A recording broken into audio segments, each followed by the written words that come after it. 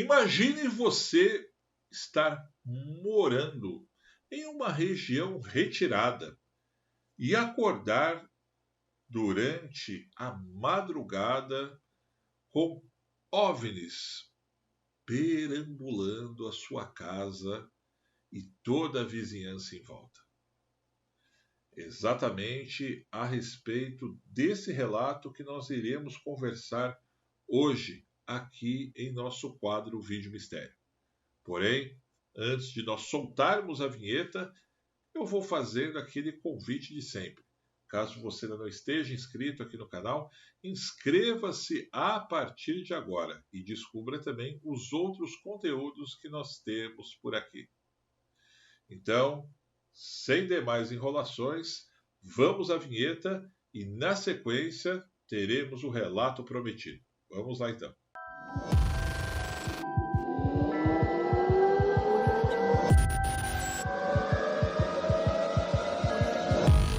A história de hoje nos foi enviada por um homem de 48 anos que reside na cidade de Belo Horizonte.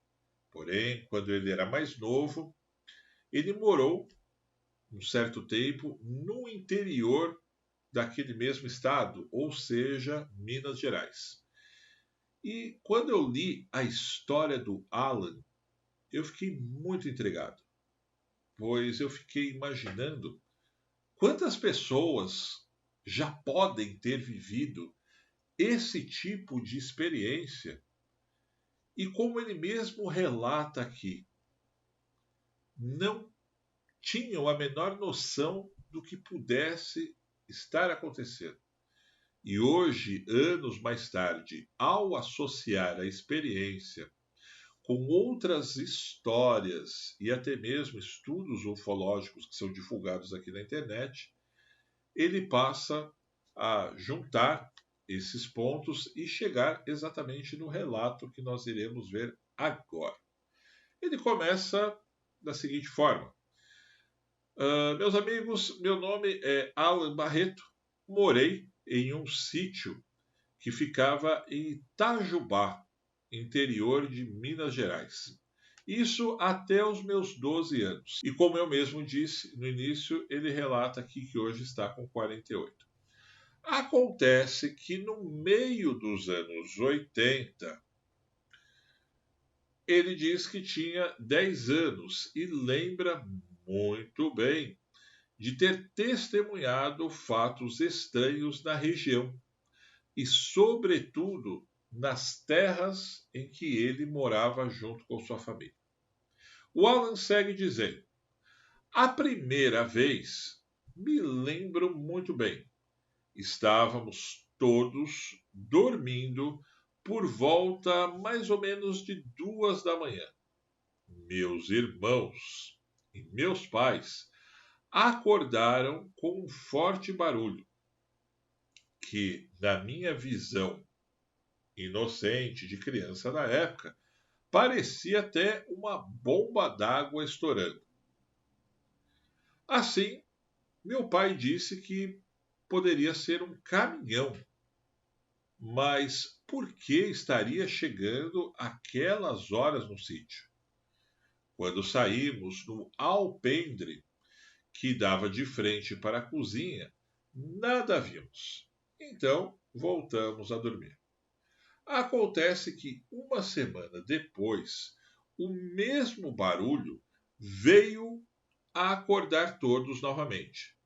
Só que dessa vez, o meu irmão caçula, o Lucas, que hoje está com 39 anos e na época tinha 7, olhou e apontou para o céu.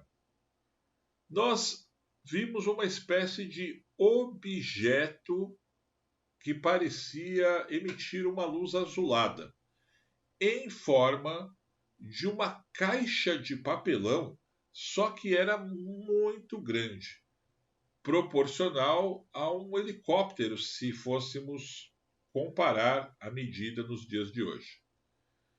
E também tinha uma certa cor alaranjada no meio e ficava parado no céu, como se estivesse ali com algum propósito. 5 minutos depois, foi embora e tudo voltou ao mais completo silêncio. Como éramos pessoas humildes e da roça, pensamos que pudesse ser, como eu disse ainda há pouco, algum tipo de helicóptero e não demos tanta importância assim. O fenômeno foi se repetindo de tal maneira que às vezes nem mais saíamos para ver o que era. Porém, certo dia percebi, olhando pelo vitrô da cozinha, que luzes avermelhadas estavam fazendo evoluções perto da porteira, que ficava a cerca de uns 10 metros do local que relatei que estava observando. Como estávamos em uma penumbra completa, dava para ver certinho, o que eu poderia comparar nos dias de hoje ao que chamamos de scanner, que poderia estar ali examinando todo o terreno, especialmente as árvores. Meses depois, eu e meu irmão estávamos empinando pipa, próximo de uma lagoa que pertencia ao terreno do vizinho. Escutamos um barulho de um motor bem forte, que se assemelhava àquele que já tínhamos escutado no céu. Curiosos, fomos então até lá perto para ver o que era.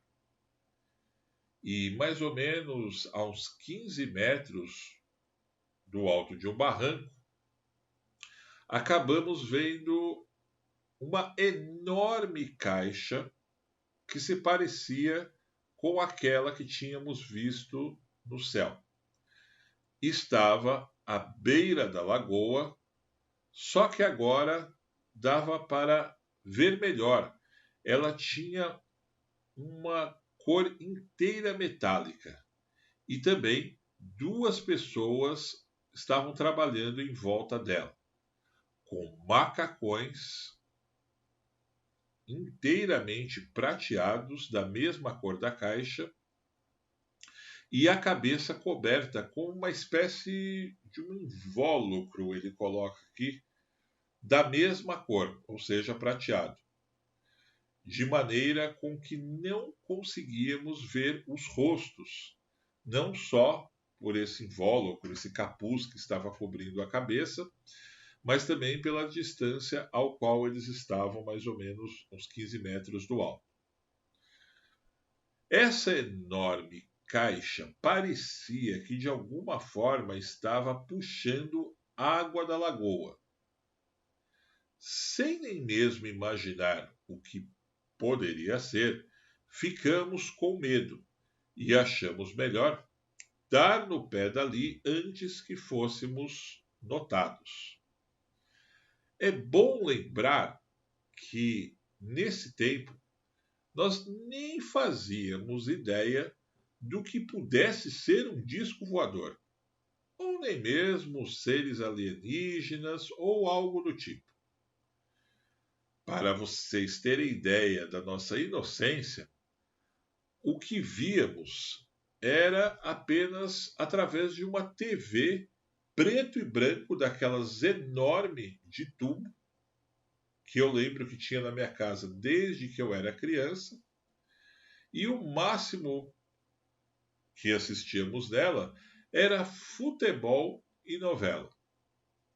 Apenas aqui, pelo que eu entendi, ele coloca dessa forma para passar para vocês uma exatidão de que eles não foram influenciados por nenhum tipo de filme, não tinha nem cinema lá na região, pelo que eles contam aqui, nem poucos meninos conheciam, porque pode ser que apareça alguém falando assim, não, foram assistir Guerra dos Mundos, foram assistir ver a batalha final e foram influenciados por isso. Não, os meninos não tinham, e a família não tinha absolutamente nenhuma noção de coisas do tipo.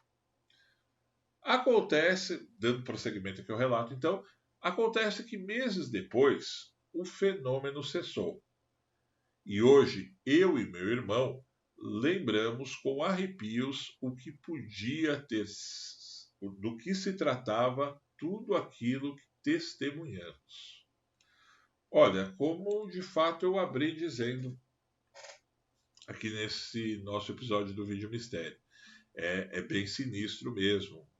Sobretudo imaginarmos que nessa época, como ele coloca aqui em vários pontos do relato, a inocência das pessoas e que hoje também existem regiões ainda que não tem internet, que as pessoas não têm tanta informação e pode estar acontecendo coisas desse tipo. Bem, meus amigos, eu vou ficando por aqui. Agora fica por conta de vocês nos comentários para nós continuarmos esse nosso bate-papo a respeito do relato de hoje. Um grande abraço e até breve.